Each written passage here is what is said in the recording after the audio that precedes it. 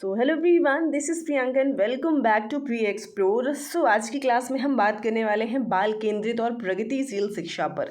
ठीक है, और साथ में क्लास के लास्ट में आपको PYQs भी मिलने वाले हैं इसी टॉपिक से रिलेटेड, और क्लास की PDF आपको कहाँ पे मिलेगी इसके बारे में हम लास्ट में डिस्कस करेंगे। और जो भी फर्स्ट टाइम है चैनल को सब्सक्राइब कर सकते हैं, बिकॉज़ यहाँ पे आपको CDP का कंप्लीट कोर्स मिलने वाला है। आपके एग्ज़ाम में बहुत ज़्यादा टाइम नहीं बचा हुआ है ना, 14 दिसंबर को एग्ज़ाम है और सबसे पहले मुझे लगता है आपको CDP ही कंप्लीट करनी चाहिए। ठीक है, तो चलिए शुरू करेंगे क्लास को।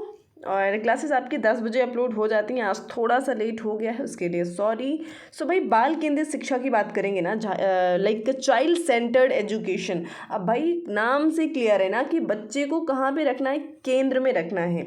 अब क्या है और कैसे ये चीज़ें हम समझ लेते हैं ना। तो देखिए हमारी कई जैसे कि आप समझते हो, पढ़ते भी हो, और सीटेट के लिए काफ़ी इम्पोर्टेंट है NCF 2005 हो या फिर आपकी NEP 2020 हो। ठीक है, जो अभी रिसेंटली 2020 में आई थी, नेशनल एजुकेशन पॉलिसी। तो इन सभी में ये एक बात बोली गई है कि बच्चे को केंद्र में रख करके ही हमें अपनी एजुकेशन प्लान करनी है। ठीक है, आप टीचर हैं तो आप अपनी ऐसी लाइक एजुकेशन टीचिंग का तरीका रखिए जहाँ पे बच्चा सेंटर में हो, और लाइक उसे आप सुविधाएं जिस तरह से जो भी आप प्रोवाइड करा सकते हो ना, आपको वो चीज़ें करनी होंगी ना। तो यानी कि बाल केंद्रित जो शिक्षा होती है, बाल केंद्रित शिक्षा के समर्थन कौन थे? तो भाई बाल केंद्रित शिक्षा के बारे में सबसे पहले अगर किसी ने कहा था तो वो जॉन डीवी थे। और बाल केंद्रित एक ऐसी शिक्षा है जिसमें हम बच्चों को केंद्र बिंदु मान करके उन्हें एजुकेशन प्रोवाइड करते हैं ना। बिकॉज हमारी जो पहले की एजुकेशन सिस्टम थी ना, वहाँ पे बच्चा केंद्र में नहीं होता था, वहाँ पे टीचर को टीचर सेंटर में रहता था, यानी कि टीचर अपने अकॉर्डिंग ही करता था। बच्चे को समझ में आ रहा है नहीं आ रहा है, टीचर आया क्लास में, लेक्चर दिया, लेक्चर दे करके चला गया। ठीक है, लाइक ना ही उसको बच्चे के एजुकेशन से इतना लेना देना है कि बच्चे का अटेंशन उसे ग्रैब करना है ना। इन सब चीज़ें को इग्नोर किया जाता था, जो भी हमारी पुरानी एजुकेशन सिस्टम थी। लेकिन आज के वक्त में ये सारी चीज़ें बदल चुकी हैं ना। तो आगे क्या बोल रहे हैं कि मान करके शिक्षा, लाइक बच्चे को ही केंद्र मान करके शिक्षा देना है।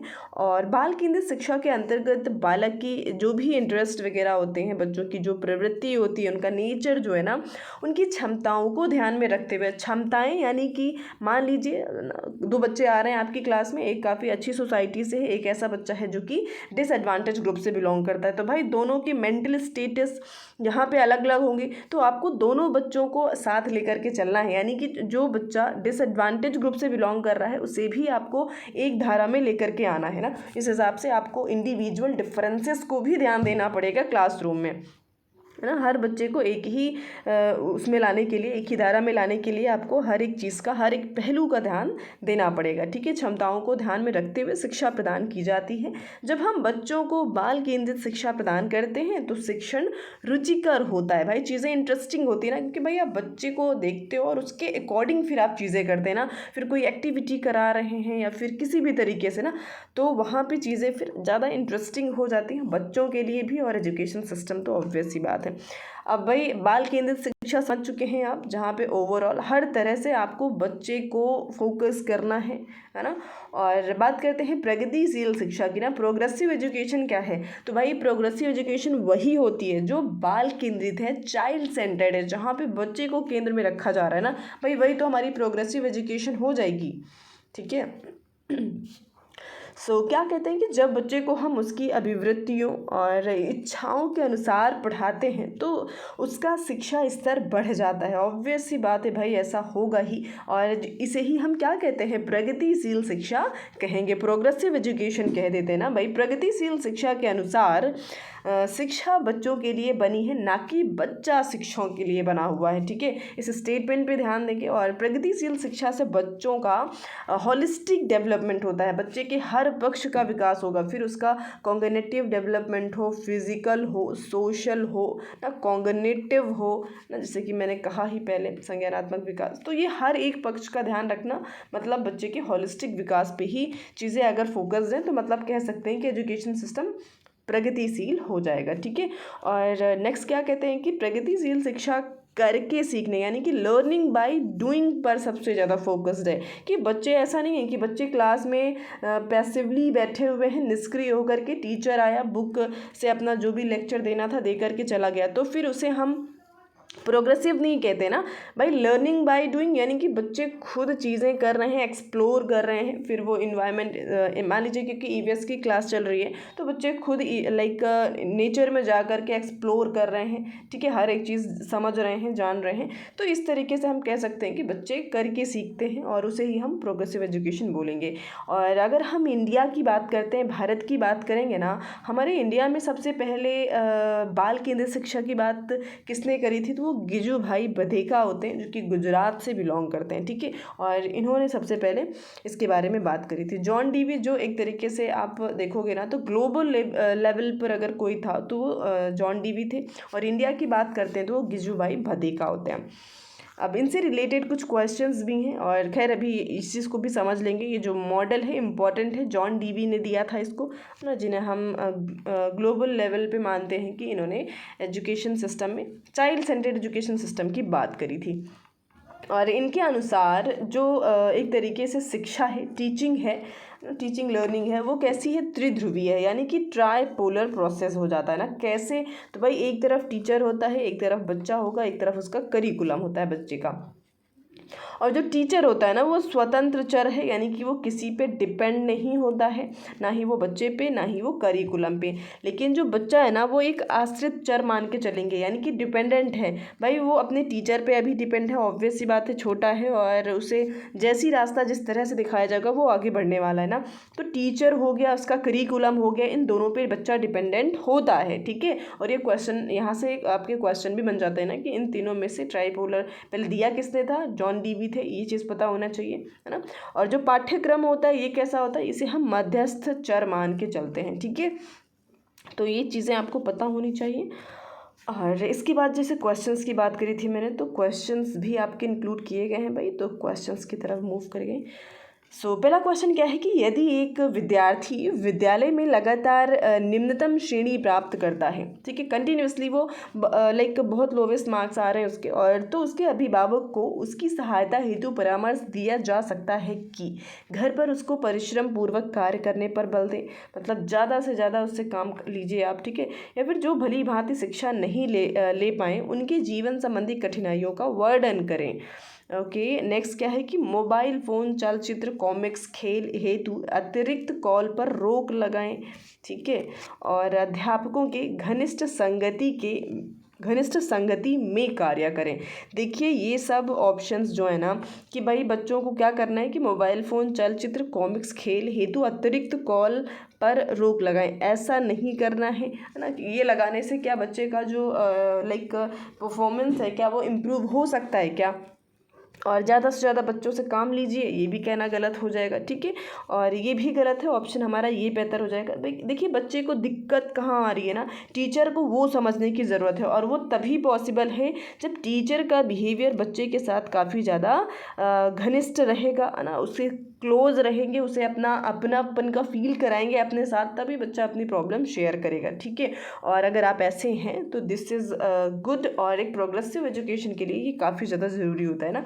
पहला पॉइंट तो यही होता है भाई। जब बच्चा फेल होता है तो इसका क्या तात्पर्य होता है, तो भाई मैं आपको साफ साफ बता दूं, ये क्वेश्चन रिपीट होता ही होता है। और जब भी क्लासरूम में बच्चा फेल हो रहा है इसका मतलब ये भी नहीं है कि आप बच्चे को प्राइवेट ट्यूशन दे करके सुधार सकते हैं, या फिर बच्चा पढ़ाई नहीं कर रहा आप उसको ब्लेम कर सकते हैं, या फिर व्यवस्था फेल हो गई है। तो बिल्कुल यहाँ पे पूरा का पूरा जो व्यवस्था है, अरेंजमेंट है, स्कूल फेल हो गया है, यहाँ पे सिस्टम फेल हुआ है भाई, ठीक है। आप ना ही टीचर को ब्लेम करेंगे ना ही आप बच्चे को ब्लेम कर सकते हो, ठीक है। तो ऑप्शन नंबर यहाँ पे आपका सी बेहतर हो जाएगा। क्वेश्चन नंबर 3 क्या कहता है ना कि निम्नलिखित में से कौन सी प्रगतिशील शिक्षा की विशेषता है, ठीक है। प्रोग्रेसिव एजुकेशन की विशेषता कौन सी हो जाएगी, परीक्षाओं में अच्छे अंक प्राप्त करने पर बल बिल्कुल नहीं देना है, बार बार ली जाने वाली परीक्षा लाइक मतलब बार बार टेस्ट लिए जा रहे हैं, बार बार एग्जाम्स लिए जा रहे हैं, क्या उसे हम प्रोग्रेसिव एजुकेशन कह सकते हैं, बिल्कुल नहीं। केवल प्रस्तावित पाठ्य पुस्तकों पर ना अगर टीचर को महसूस होता है कि भाई ये बुक है बट इसको पढ़ने की नीड नहीं है, या फिर कुछ और बेहतर पढ़ के हम सीख सकते हैं, बच्चों के साथ डिस्कस कर सकते हैं, तो वो कर सकता है। ठीक है, फ्लैक्सिबल रखना है नेचर को भी, करिकुलम को भी। ऐसा नहीं है कि बुक आ गई है, केवल वर्ड ही अपने आप में निगेटिव है भाई। जहाँ पे केवल नज़र आ जाए ना, तुरंत कट कर देना है। मैंने आपको एक क्लास कराया था पॉजिटिव और निगेटिव टैग वर्ड्स की, उसको ज़रूर लीजिए, है ना। और ये एक निगेटिव वर्ड होता है आपका केवल। समय सारणी और बैठने की व्यवस्था में लचीलापन, फ्लैक्सिबिलिटी होनी चाहिए ना, तो भाई उससे ही हम प्रगतिशील शिक्षा कहेंगे। नेक्स्ट क्या है कि विज्ञान एवं कला प्रदर्शनी या संगीत की प्रस्तुति तथा विद्यालय पत्रिका निकालना डैश के लिए है। किस चीज़ के लिए होता है? शिक्षार्थियों को सृजनात्मक मार्ग उपलब्ध कराने के लिए हो सकता है, या फिर अभिभावकों को, भाई ऐसा नहीं है ना कि दिखावा कर रहे हैं हम, विद्यालय का नाम रोशन करना। खैर आज के टाइम में तो होता है ना, बाकी चीज़ें चाइल्ड सेंटर्ड भी होनी चाहिए। विभिन्न व्यवस्थाओं के लिए शिक्षार्थियों को प्रशिक्षित ना करने, ऐसा कुछ नहीं है ना। ऑप्शन नंबर हमारा पहला बेहतर हो जाएगा। भाई चीज़ें हम कर रहे हैं, कुछ ना कुछ बेहतर कर रहे हैं, इसका मतलब हम चाहते हैं कि बच्चे का जो विकास हो और वो बेहतर से बेहतर हो सके। ठीक है, बाल केंद्रित शिक्षा के लिए निम्नलिखित में से कौन सा कारक आधार है ना? कौन सा कारक आधार हो सकता है यहाँ पे? तो क्या हम बाल अधिकार कहेंगे क्या? देखिए यहाँ पे ना 4 ऐसे ऑप्शन दिए गए जहाँ पे आप अपने आंसर तक, करेक्ट आंसर तक पहुँच पाना थोड़ा सा मुश्किल होगा ना। लेकिन जहाँ पे बाल केंद्रित शिक्षा की बात करी गई है वो हो जाता है हमारा बच्चों के लिए निःशुल्क और अनिवार्य शिक्षा का अधिकार अधिनियम 2009 जिसे कहते हैं। ठीक है भाई, ये RTE जो आया था आपका, इसका क्या कहना था? RT आया था 2009 में, पर लागू 2010 में होता है ना। और RT का ये कहना था कि जो बच्चे 6 से एक तरीके से 6 से 12 साल के होते हैं ना, इन्हें निःशुल्क शिक्षा प्रोवाइड करानी चाहिए। निःशुल्क और अनिवार्य शिक्षा लगभग कक्षा 8 तक होती है। ठीक है, और इतना बच्चों को मिलना ही चाहिए ना, बच्चों का जन्मसिद्ध अधिकार है ये, इनका एक तरीके से कह सकते हैं ना फंडामेंटल राइट है। ठीक है, तो ऑप्शन नंबर यहाँ पे डी बेहतर हो जाएगा। बाकी ये भी पॉजिटिव वर्ड्स तीनों ऑप्शन लिखे हुए हैं, बट आंसर आपका लास्ट सही है, तो यहाँ पे कंफ्यूज होने की बिल्कुल ज़रूरत नहीं है। नेक्स्ट क्या है कि एक शिक्षक सामान्यतः विद्यार्थियों को अलग अलग कार्य देती है, वह यह विश्वास करती है कि भाई टीचर क्या कर रहा है ना, टीचर क्या कर रहा है कि हर बच्चे को अलग अलग काम दे रहा है। तो ये बिल्कुल सही बात है भाई। अगर हम ग्रोथ और डेवलपमेंट पढ़ते हैं ना, तो वहाँ पे साफ साफ कहा गया है कि हर बच्चा अपने आप में अलग है। ठीक है, इंडिविजुअल डिफरेंस नाम की चीज़ है कुछ। ठीक है, और हर बच्चा में क्या है, व्यक्तिगत भिन्नता देखने को मिलती है। तो उस हिसाब से टीचर तो सही कर रहा है। तो ये विश्वास क्या कर रहा है भाई, व्यक्तिगत अंतर होते, विद्यार्थियों में व्यक्तिगत अंतर होते हैं, ऑप्शन में सेकंड में दिया गया है ना, तो यही ऑप्शन हमारा बेहतर हो जाएगा। ठीक है, और बाल केंद्रित शिक्षा का समर्थन निम्नलिखित में से किस विचारक द्वारा किया गया ना? तो भाई ये क्वेश्चन तो हम पढ़ के आ रहे हैं अभी शुरुआत में ही, इसका आंसर आप कमेंट में बताएंगे। ठीक है, तो इसका आंसर आप कमेंट में बताएंगे। और जो भी क्लास में भाई फर्स्ट टाइम है ना, चैनल को सब्सक्राइब ज़रूर कर लीजिएगा। और आप लोग लाइक नहीं करते हो ना, बहुत गलत बात है। ठीक है, जो भी क्लास को देख रहे होते हैं एटलीस्ट भाई एक मोटिवेशन की ज़रूरत होती है ना, जो पढ़ा रहा होता है, तो आपका एक लाइक मेरे लिए मोटिवेशन का काम करता है, तो प्लीज़ डू इट, है ना, आप कर सकते हैं। और खैर आते हैं नेक्स्ट क्वेश्चन पे ना, बाल केंद्रित शिक्षा के अंतर्गत क्या सम्मिलित नहीं होता है ना? कौन सी चीज़ें हैं जो इंक्लूड नहीं होती हैं? तो क्या बालक की सृजनात्मकता को बढ़ावा देना तो इंक्लूड होता है, गृह कार्य देना, तो भाई बिल्कुल भाई चाइल्ड सेंटर्ड एजुकेशन ये कहती है कि ऐसा नहीं है कि आप बच्चों को इतना काम दीजिए कि बच्चे हर वक्त लगे रहे ना लिखने में, रटने में, तो ये चीज़ें नहीं करनी है। ऐसा नहीं है कि बच्चों को होमवर्क देना है, ऑप्शन सी गलत हो जाएगा, सॉरी बी, गृह कार्य प्रदान करना। ठीक है, सो नेक्स्ट क्या है कि एक बालक केंद्रित शिक्षा में बच्चे सामान्यतः सीखते हैं, व्यक्तिपरक रूप से सीखते हैं, मुख्य रूप से शिक्षक से सीखेंगे, पाठ्यक्रम से, या फिर व्यक्तिगत और सामूहिक दोनों रूप से सीखेंगे। बिल्कुल भाई, जैसे कि हमने अभी पहले ही डिस्कस किया पहले वाले क्वेश्चन में ना, कि बच्चों में इंडिविजुअल डिफरेंसेस होती हैं, तो वो व्यक्तिगत रूप से भी सीखते हैं और ग्रुप में भी सीखते हैं, ऑप्शन डी बेहतर हो जाएगा। सो नेक्स्ट क्या कहते हैं हमारा कि शिक्षण से अधिगम पर बल देने वाला परिवर्तन हो सकता है, रटने को प्रोत्साहित बिल्कुल नहीं। बाल केंद्रित शिक्षा शिक्षा अपना करके, तो भाई बिल्कुल ऑप्शन नंबर बी ही बेहतर है ना, कि शिक्षण से अधिगम पर बल देने वाला परिवर्तन क्या हो सकता है। अगर आप बाल केंद्रित शिक्षा को अपनाएंगे तो ऑब्वियस सी बात है लर्निंग भी बेहतर होगी बच्चों की, ठीक है। वर्तमान समय में बाल केंद्रित शिक्षा पर जोर दिया जाता है, निम्नलिखित में से कौन सी बाल केंद्रित शिक्षा की विशेषता नहीं है। भाई नहीं वाले क्वेश्चन पे ना थोड़ा सा ज़्यादा ध्यान देने की ज़रूरत होती है, ठीक है। सॉरी, बालक के मनोविज्ञान को समझना बिल्कुल सही बात है, ये तो पॉजिटिव है। बालक के सर्वांगीण विकास पे जोर देना, ये भी पॉजिटिव है आपका। बालक को केवल, भाई अभी अभी बताया था ना कि केवल वर्ड अपने आप में गलत होता है ना, तो केवल फैक्चुअल इन्फॉर्मेशन ही देना ये गलत है ना, और यही पूछा गया था निगेटिव, तो निगेटिव आंसर हमारा सी हो जाएगा। पढ़ेंगे नेक्स्ट पे, तो आजकल शिक्षा के विभिन्न आधारों पर विशेष जोर दिया जाता है। आधुनिक शिक्षा प्रणाली के समर्थन के रूप में आपके अनुसार बालक की शिक्षा निम्न में से किस पर आधारित होनी चाहिए ना। बालक की सामाजिक स्थिति पे, बालक की आर्थिक स्थिति पे, बालक की इच्छा और अरुचि पर, या फिर बालक के मूल प्रवृत्तियों, प्रेरणाओं और संवेगों पर, ठीक है। तो यहाँ पे अरुचि बात कर दी ना इन्होंने, ये गलत कर दिया, अदरवाइज आंसर आपका सी हो सकता था, तो ऑप्शन यहाँ डी की तरफ चलेंगे ना। अरुचि नहीं भाई, इंटरेस्ट पे, रुचि पे बेस्ड होना चाहिए ना, तो ऑप्शन नंबर डी सबसे बेस्ट हो जाएगा। नेक्स्ट क्या है कि प्रगतिशील शिक्षा के अंतर्गत बालक में आत्मानुशासन के विकास के लिए किस बात पर जोर देना चाहिए ना।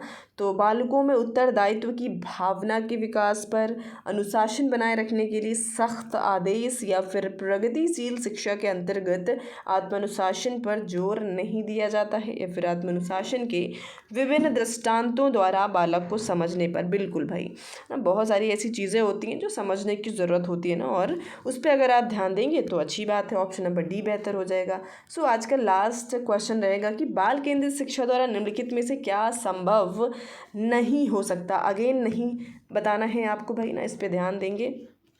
नहीं वाले क्वेश्चन अपने आप में काफ़ी इंपॉर्टेंट हो जाते हैं ना, क्योंकि यही आपके माइनस पॉइंट में ले जाते हैं नंबर्स वगैरह, ठीक है। तो निम्नलिखित में से क्या संभव नहीं हो सकता। प्रत्येक बालक पर शिक्षक द्वारा विशेष ध्यान दिया जाना, ये तो पॉजिटिव है। प्रत्येक बालक पर पृथक रूप से ध्यान नहीं दिया जाना, ठीक है। या फिर प्रत्येक बालक की विशेष आवश्यकताओं को समझना, मनोविज्ञान के सहायता से बच्चों के पाठ्यक्रम में सुधार, बिल्कुल ये भी सही है। भाई यही गलत है ना कि हर बच्चे पे ध्यान नहीं देने के लिए बोल रहे हैं, ये प्रत्येक बालक पर पृथक अलग से ध्यान नहीं दिया जाना चाहिए, बिल्कुल देना चाहिए भाई। इंडिविजुअल डिफरेंसेस नाम की चीज़ होती हैं और उसको फॉलो कर रहे हैं अगर आप, तो भाई हर बच्चे पे आपको अलग से भी ध्यान देना पड़ेगा, क्योंकि हर बच्चे का मेंटल स्टेटस एक नहीं होता है ना, उनका एक तरीके से हर बच्चा अलग अलग बैकग्राउंड से बिलोंग करता है, ठीक है। तो इसलिए आपको देना पड़ेगा ध्यान। सो आई होप सेशन आपके लिए हेल्पफुल रहा हो, तो शेयर ज़रूर करिएगा एक लोगों को, है ना, और साथ में लाइक करेंगे, और फर्स्ट टाइम है तो सब्सक्राइब भी कर लीजिएगा ना, बेहतर ही एक्सपीरियंस मिलेगा। और हाँ, पीडीएफ के लिए मैंने कहा था, तो पीडीएफ आपको हमारे टेलीग्राम से मिल जाएगा, प्री एक्सप्लोर नाम से सर्च करेंगे तो टेलीग्राम पे आपको सारी ही पीडीएफ्स अवेलेबल मिल जाएंगी, आज तक जितनी क्लासेस हुई हैं। तो आज के लिए इतना ही रखते हैं, थैंक यू सो मच।